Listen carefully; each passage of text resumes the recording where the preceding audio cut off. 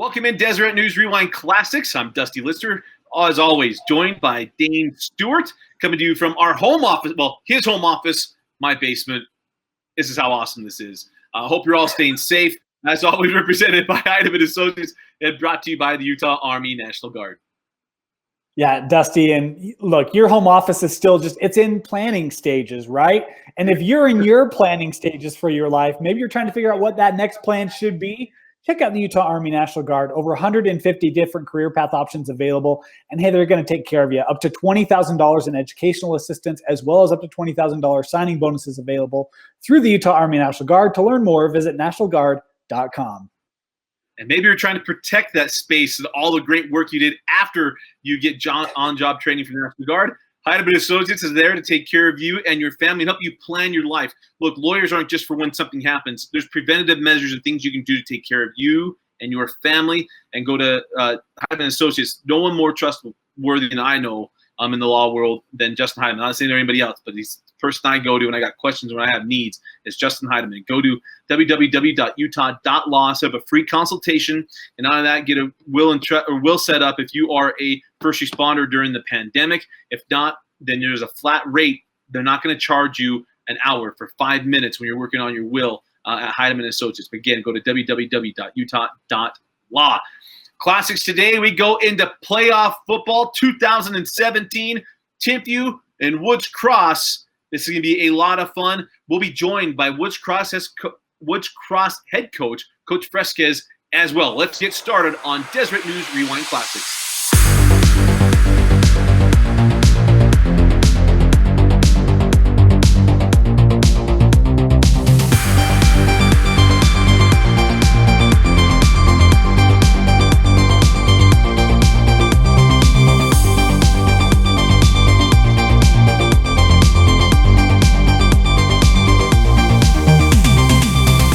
Well, Dusty, you know what that means. It's probably good news for the Wildcats, right? If Coach Fresques is going to join us. But this game had a lot of build-up to it. You think about what the history was between these two programs. Woods Cross, Dusty, they had lost to Timpview in the playoffs in 2011, 2012, 2013, and 2014. All those seasons coming to heartbreak to the Timpview T-Birds. And the T-Birds, remember, this was at the height of their reign. I mean, they hadn't lost in the first round of the playoffs since 1999. They hadn't lost a home playoff game in over 10 years. Woods Cross had lost 3 of 4 coming into this one.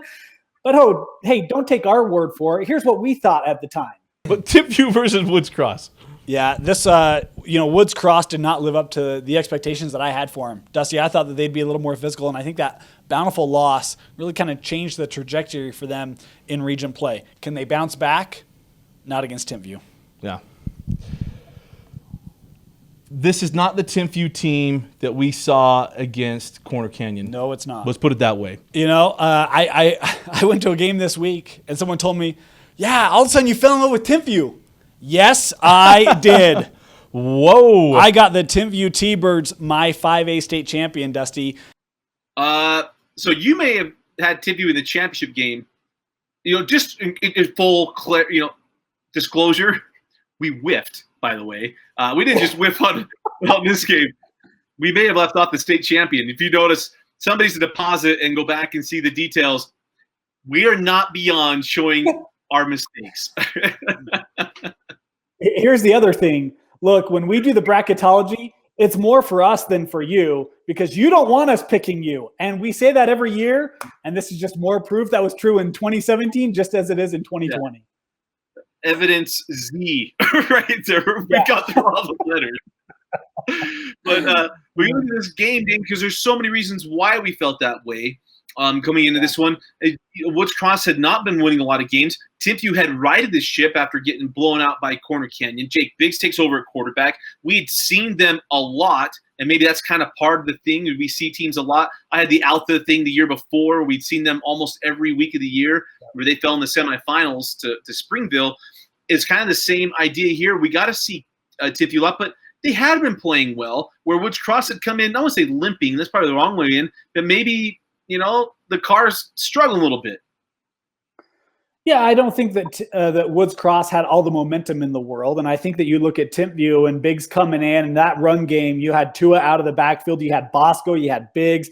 That offense had been putting up a lot of points in recent weeks for the Timpview T-Birds, and for me, it was how does this Woods Cross defense show up? And boy, they did show up in this one early on. I mean, Dusty, you look at how this game started, and it was turnovers out of the gate from both sides. Woods Cross, they had a fumble that Timpview was able to take advantage of, and then Timpview ended up, giving it right back. Woods Cross throws an interception. 3rd down and 13 yards to go here for the Cats. Timpview showing pressure around the edge. They come with it. Nagel's got to get rid of it. He won't. That ball loose. And Timpview with the recovery. 1st down after the fumble, and it's a toss for Timpview. Turning back in. Here is Tua. And that ball's out. And does Woods Cross have it back? They came up with it. Yes, they do. Back-to-back turnovers as Joshua Larson jumps on it for the Cats. Empty backfield on 2nd down for Nagel. Nagel looking deep. This ball overthrown and intercepted. Picked off by Peyton Madsen. They're going to rule his progress up at the 15-yard line. How about 3 turnovers in the first 3 minutes? Turnovers galore. And, hey, if they can enjoy a few turnovers, I'm going to as well. Mine's never, by the way. Just because he's home, it makes it easier. This was not. Yes. Sponsor for Dane's Treats. But you're right. I mean, but missed opportunities is the story early in this game. You also had the missed opportunity inside the 5-yard line for Timpview. Simpson on to try from 35 yards. Kick is up, and this one is no good. Left it shallow, so a nice drive by Timpview, but no points. And with 3:03 left, still no score. But the T-Birds, for all the things that had gone wrong, Timpview struck first in this one, getting on the board. 1st down. Bosco outside, nice hole, inside the 5, and it's a Timpview touchdown. An 18-yard touchdown run for Jacob Bosco, and it's 6-0 Timpview, 10:07 left in the 2nd quarter. Yeah, they did. And, Rowan Ray, what a standout performance. He had a couple nice receptions. He had a big one that set up a Bosco touchdown run. That was the first points. We talked about that backfield for Timpview, how good they were. And, they tried to run the football on this one. They had some success there early on in getting on the board first with Bosco. And then when you look at Woods Cross, it was like, hey, maybe get something going. You feel like there's going to be a rhythm in this game. Carson Nagel, let's remember this. Biggs, we talked about him coming in midway through the year. Carson Nagel was not the starting quarterback at the beginning of the year for Woods Cross. He had to find his way into this one, and you really feel like they'd found their guy when you speak of Woods Cross for the future, and they really did. But Frankie Jacobson brings Woods Cross even with a 19-yard catch. Slant caught. And it's a Woods Cross touchdown. A 14-yard touchdown pass from Nagel to Franklin Jacobson, and Woods Cross has a chance to tie it up here. 5:16 left in the first half. Yeah, this was right after a big play to Judge Samuelu down the sideline. It was kind of quick strike. It was 1-2. They're in the end zone. We're tied up. And, really what set that up was a Biggs interception. I mean, prior to this possession for Timpview, Biggs threw an interception. That gave Woods Cross the football. They're able to quick strike down the field and tie it up. And it was one of those where Timpview felt like a couple chances where they had to capture momentum, and every time Woods Cross was there to stall them and then to capitalize, and they did so here on their first score of the game.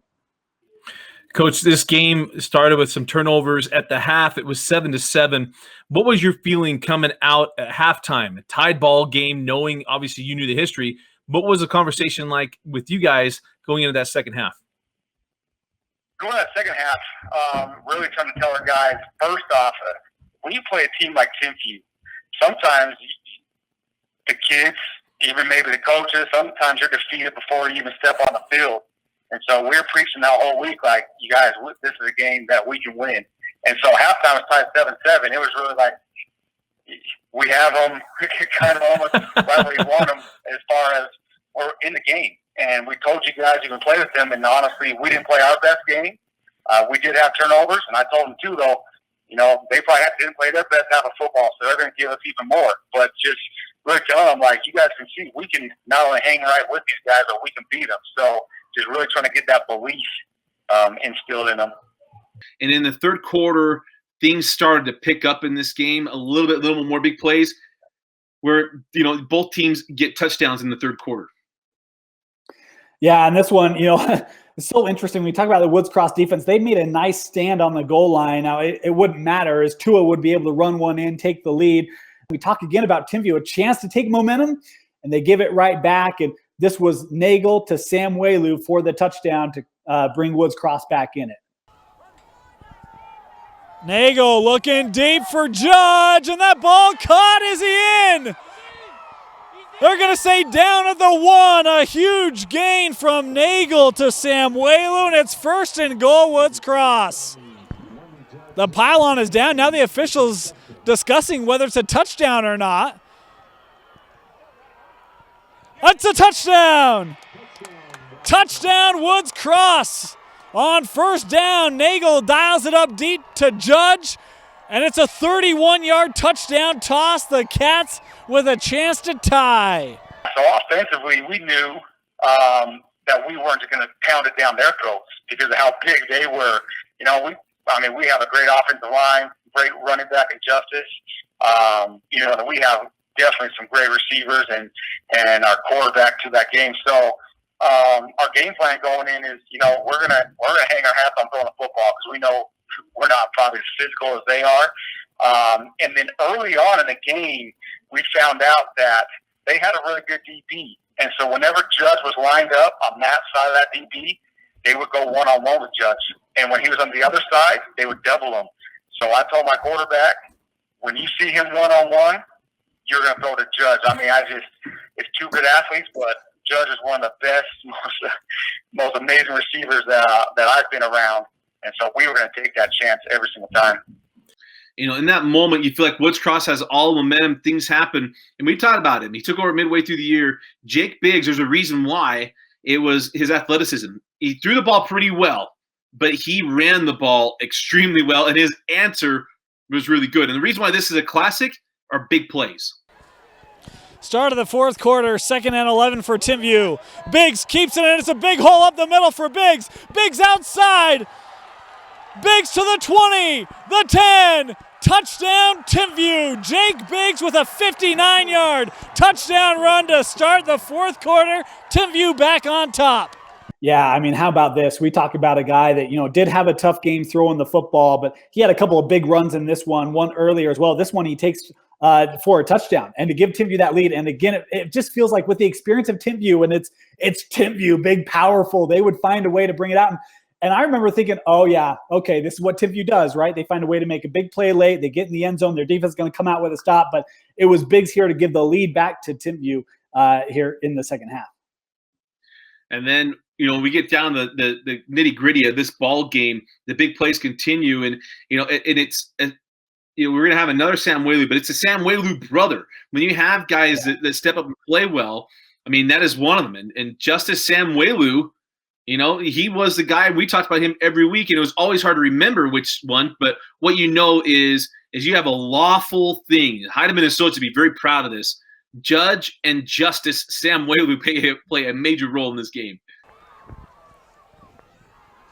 Nagel wanted to throw back. The pressure was coming right at him. This ball underthrown. Coming back is Judge, and he makes the reception of the 43, and he'll plow ahead to the 47 for the first. 3rd and a yard. Out for Samuelu. Samuelu has the first. Samuelu inside the 30, the 20, still on his feet to the 10, 5. Touchdown, Woods Cross. Yes, it is. On 3rd and 1, a 44-yard touchdown run for Justice Samuelu. And the Cats just will not go away. Yeah, they do. And this was Justice Samuelu on the ground. He only had 64 yards. A majority of them came on this touchdown run to bring Woods Cross back in it, tie it up. They didn't run the ball a ton. They really trusted Karsten Nagel to attack that Timpview secondary in this ball game. But this run was really key for Woods Cross. Again, just hanging around in this ball game.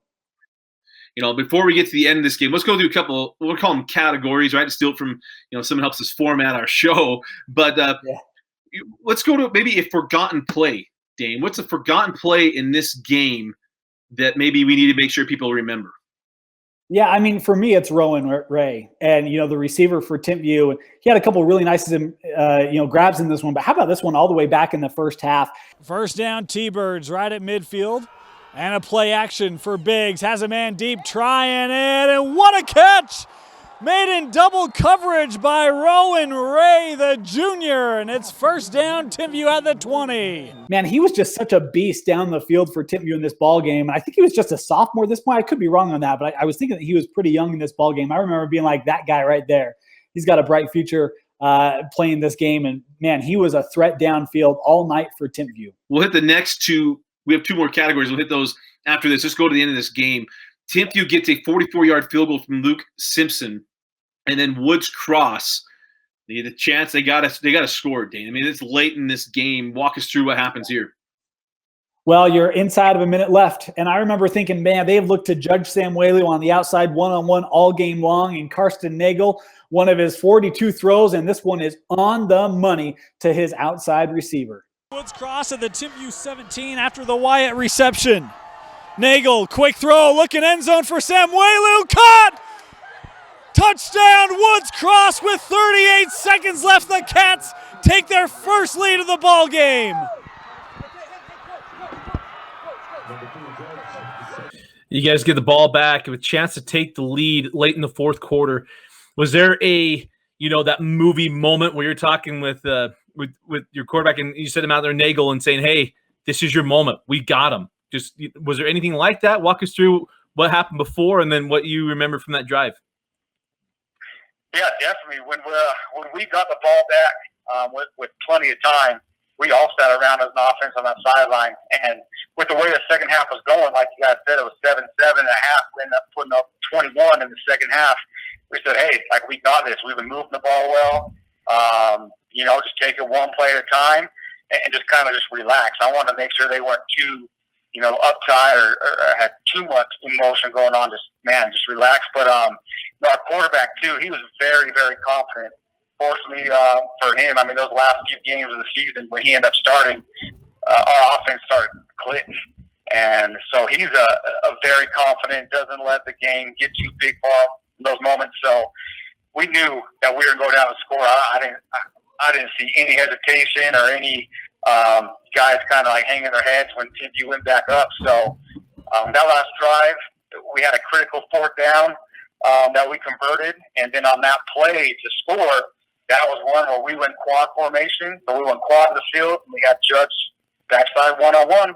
And quarterback made a decision. The play is designed to go to the field unless he had the one-on-one. And once he saw it, he took it. So that's just, our guys being very, very heads up on both sides of the ball, just trusting in the game plan and making plays.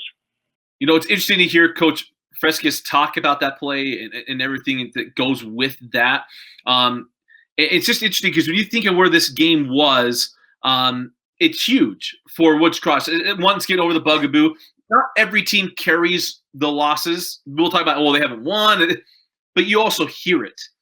Trust me, I went to Carbon. There's a lot of schools we didn't beat many years in a row, and we thought about it. It was something we went through every part of what we did, and you own it. Dane and I talked about how big we felt this game was for you guys. How big did you feel this game against Timpview was for your program? Oh, we felt the game was extremely big.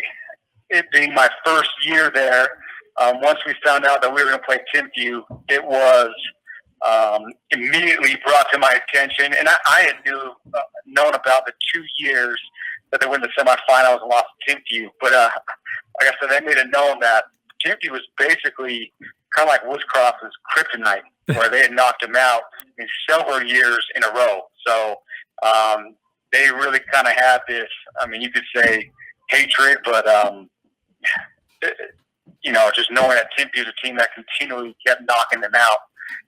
So it was made known to me, and I knew about the previous 2 years too, though. And so it was a big game and kind of one of those hurdles that your program needs to get over. So interesting thing is if you're Timpview, okay, because this is about Woods Cross and their win, but it's also about Timpview, how good they were, and they're part of this game too. If you're Timpview, what would be the quick game moment, right? All of us have done it. You're playing Madden. I still play college football 14. you think you're going to win, or just things aren't going to go right. When's the moment you're hitting start, going quick game, I'm going to restart this game and go all over again? For me, Dusty, it's that play right there. I mean, if I'm Timpview, I have so much confidence because we've been here before and we've always found a way to crawl these out. We're the experienced team. We've won state championships. We've dominated this team. And yeah, there's some fluky things, right? How many times does the game system high snap it over your head? And sometimes it just lets it do it 3 times in the same game. You're like, come on, that's ridiculous, right? And you just keep playing because you're good enough. You'll overcome it. But when they score with 30 seconds left, that's when I'm like, forget this, man. This is garbage. And I'm pushing the reset button. Not that I would ever do that, but that's the moment where I'm just like, for crying out loud, man, this is the system has got a problem with me. And I've about had enough of it. I never would have thought you broke more paddles than me. The way you just threw your stress thing. That was good. Yeah. That was good. I'm actually probably be the same. Yeah, it's going to be rare, and we're going to have this category later, but this one's clear cut. The moment that you would hit, nope. 3rd and 10 for Biggs. And it's intercepted. The 3rd interception of the game for Nick Howe at the 20-yard line with 10 seconds left. Woods Cross is going to do what most thought was impossible. And let's give him, he goes a little TO action, right? The hands down, maybe a little Wolverine. Luckily, he didn't go to the T and do that, because he might not have gotten out of Provo had he done that. Yeah. So, Coach, what's the memory on the bus on the ride up from Provo back to Woods Cross? Oh, just, for me, it was kind of 2 different emotions. I'm one who's kind of even kill. The team was just absolutely ecstatic. But, I mean, you had guys like Nick Howe and Judge Samuelu and a lot of those seniors who had been on those teams that had played against Timpview and lost. So, I mean, they just were ecstatic. For me, I was just, hey, that's one step. But I was already kind of moving on to Lehigh, to be honest with you, from my perspective. But, yeah, and the big thing for me was, like, enjoy it, really enjoy it. It is a big win for the program. But, that wasn't our end goal, was just to beat Timpview. Awesome, Coach. Well, we appreciate your time, and thank you so much. Of course. Yeah, I appreciate you guys. You guys do a great job, so thank you. all right, let's go to the last one here is Woods Cross gets the win. You're going to move on to the semifinals where they run into, we'll give the end of this. So they go up against an absolute buzzsaw that we all should have seen coming. But Lehigh had not played well toward the end of that year, but they were rolling right along in that year, and they were in the buzzsaw of Cameron Cooper and crew, who went on to win the 5A state championship, or probably 4A state championship that year. So it was a tough end of the year for Woods Cross, but this win was huge. Who would you take as your player of your game MVP? Boy, Dusty, there's so many places I could go here. You look at Nagel and, 27 of 42, 270 some odd yards, 3 touchdowns. You look at Judge Samuelu on the outside, but I'm going to go with Nick Howe. Look, if he can have 3 turnovers in a game, I'm going to join him, Dusty, and finish it off with this cherry one right here. Just 3 years later, Nick Howe, my player of the game for his turnovers. That's good. That's really good. I'm going to go with Nagel, because when you look at guys having touchdown runs and everything else, you got to have someone step up and play well. And always, it's hard to win a football game without a quarterback being not just competent, but good. Sometimes competent if your defense is that good. But Nagel, as you mentioned earlier, 27 of 42, 273 yards, 3 touchdowns, 1 interception, including the game-winning toss as well. Nagel was really impressive. I remember leaving that night, and we talked about, wow, this kid's got to, he's going to be good. And he was. He was really good. And this was the moment that really kind of stamped his moment of where he'd be in the lexicon, what we would do in the coming years. But, Dane, let's go to your final thoughts of this one before we wrap up here on Deseret News Rewind Classics. For me, this was one of the games where Woods Cross really cemented themselves as a program with a solid foundation in the state. I know that, Fernandez was there and, they had won some games and made some runs in the playoffs, but it always kind of felt like there was not an asterisk, but it almost felt like they benefited from certain matchups in my mind. But this was the game where they finally went up against a power in the state. They went toe-to-toe with them, and they beat them on the road. And to me, that was where it was like, all right, this Woods Cross program is now finally at a place where they can go and compete with the best of the best. And that to me was my takeaway from this one. And I know we'll probably have Woods Cross fans being like, you don't know what you're talking about. And hey, that's just my opinion. But to me, this was the game that really cemented Woods Cross in my mind as being not only a program to compete, but you think about Bountiful's dominated, that area of football for so long. And this was really the point where, to me, it solidified that the winds had shifted, and this was now Woods Cross territory. Yeah, it's really interesting that when you think back on this one and what it meant for both sides, because Timpview got to the state championship game last year. It was near the end of the Whittingham era as well, and just you kind of saw the post-Britton Covey wheels just wobbling a little bit, even how good it had been. It's not like it's ever dropped. I think that's kind of the other thing, too, at Timpview. But the mystique had kind of changed at that moment, too, because once you lose that game, mystique kind of wears off a little bit. And, 2018 didn't go the way they wanted to go. Last year, get to the state championship game, but it was a surprise to some that they would get there, and they had to rebuild themselves and who they are. And for Woods Cross, you still kind of live on it. Say, hey, remember that team? We got to the semifinals, and you kind of keep pushing it forward. The perspective of two places is so different. But this is one of those games where I remember that night really, really well. I remember so much of this game, and that's what makes these games why we talk about them now. And very, very interesting. But a lot of fun today. We want to thank Coach Fresques for coming on, giving his perspective of this game, and so interesting. Hit us up. Let us know what you think. What games are we missing? What ones we need to talk about? Number one criteria, we got to have them. They got to be ours. They're not our games. We can't do it. So, but we have a really good library. So just hit us up. Our archive's pretty stinking full. We can get almost anyone that you want for the most part as well. But for Vince Francis, Dane Stewart, Coach Fresques, I'm Dusty Litster. Thanks for joining us watching Deseret News Rewind Classics on Deseret.com.